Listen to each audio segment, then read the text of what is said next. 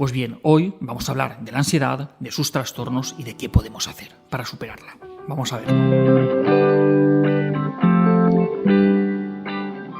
La ansiedad es tan vieja como el hombre.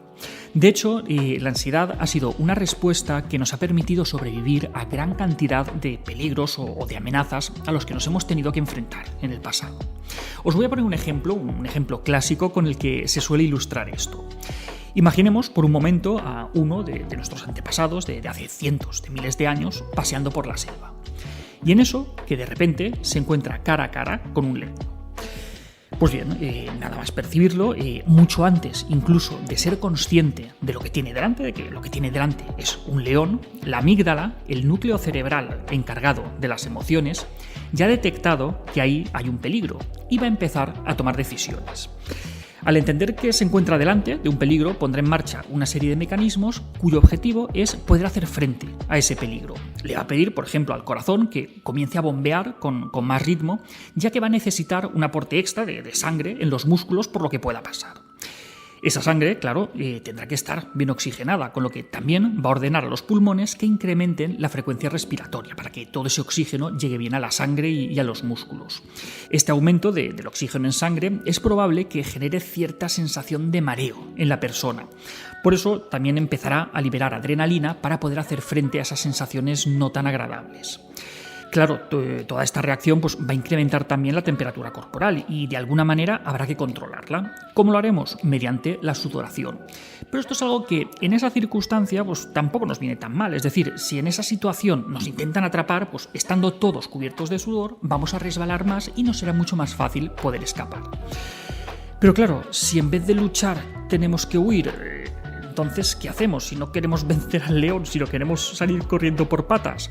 Bueno, los músculos ya están listos, están en tensión, llenos de sangre. Esa sangre está bien oxigenada, pero ¿qué más podemos hacer? Pues lo que podemos hacer es liberarnos de peso.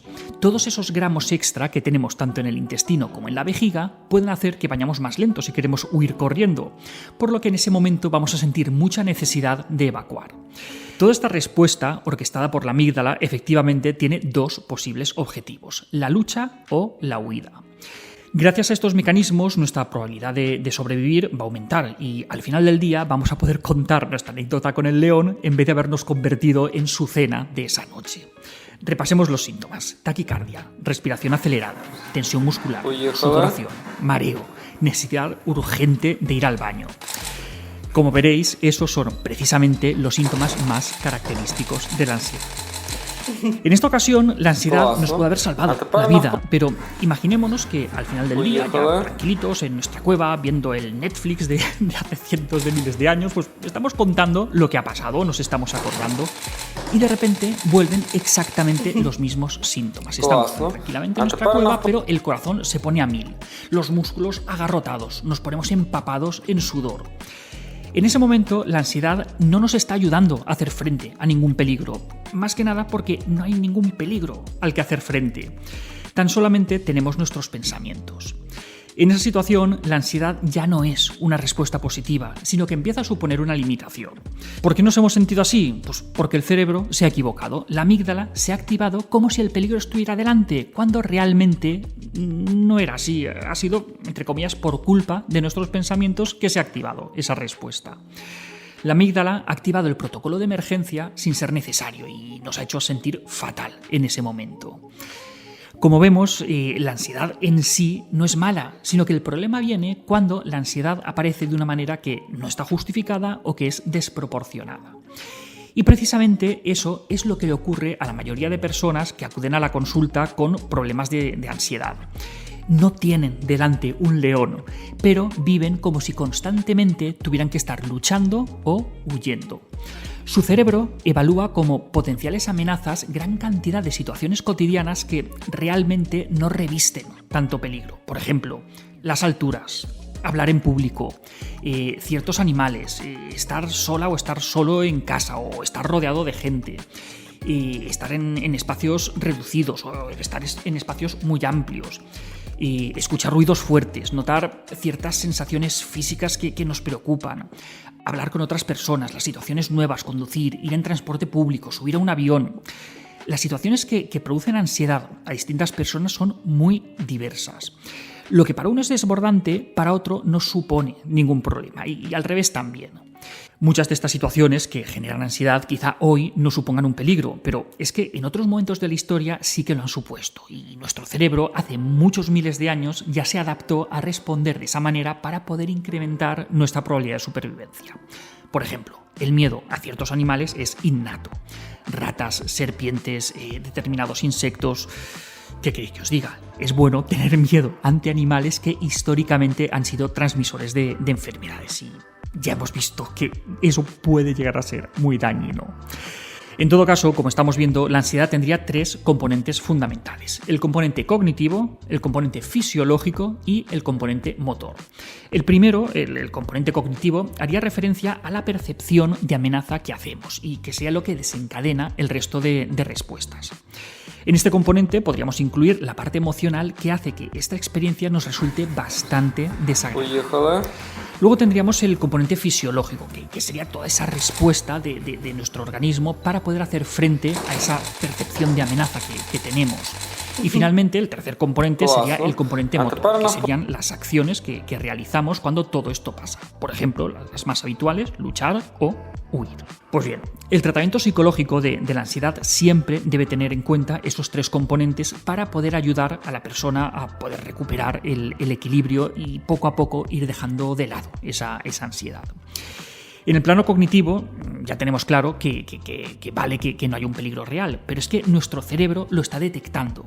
Por eso habrá que identificar dónde exactamente está ese error en el pensamiento, ese error en la valoración del entorno, para poder corregirlo y dejar de ver peligros donde no los hay. Es decir, ¿qué vemos de preocupante en hablar ante otras personas? ¿O qué vemos de preocupante donde vemos la amenaza de estar solas o de estar solos?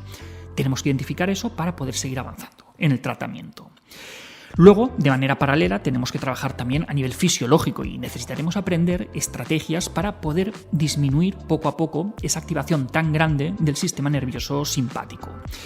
Entrenamiento en técnicas de respiración, de relajación, de autocontrol, pues bien, todo eso es muy útil para poder bajar el nivel de tensión.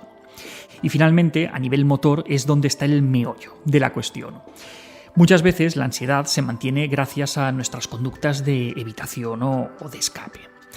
Cuando empezamos a sentir ansiedad, dejamos de hacer las cosas que nos producen esa ansiedad, pero esa estrategia es pan para hoy y hambre para mañana, porque evitar o huir de esas situaciones nos impide desarrollar mecanismos eficaces para poderles hacer frente. Superar la ansiedad implica que debemos enfrentarnos a aquello que nos está generando ese malestar.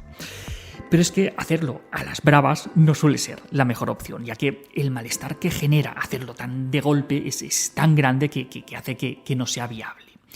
Por eso, en terapia se suele diseñar un programa de exposición progresiva, y esto lo que hace es que la persona pueda ir haciendo frente a esos miedos, a esas situaciones, de una manera muy progresiva, muy poco a poco, siendo los incrementos de ansiedad estables y controlables para la persona.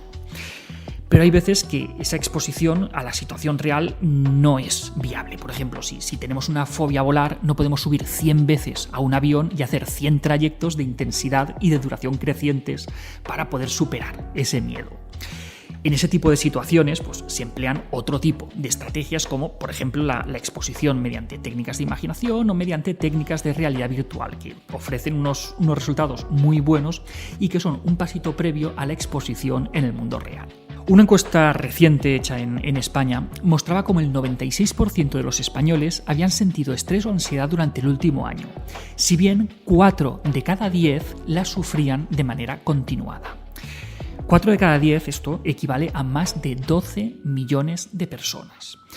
Y es que, como hemos visto, no toda ansiedad es mala, pero cuando esta ansiedad se convierte en patológica, no suele desaparecer por sí sola y al final tiende a cronificarse con el paso del tiempo. Si tienes problemas de ansiedad, te recomiendo que busques ayuda en un profesional de la salud mental para que te pueda ayudar a superar este problema, porque se consigue y al final hay luz al final. En la descripción te dejo el link para que puedas descargar una guía gratuita que te ayudará con tu ansiedad. No desaproveches esta oportunidad. Toma de a poco el control de tu vida.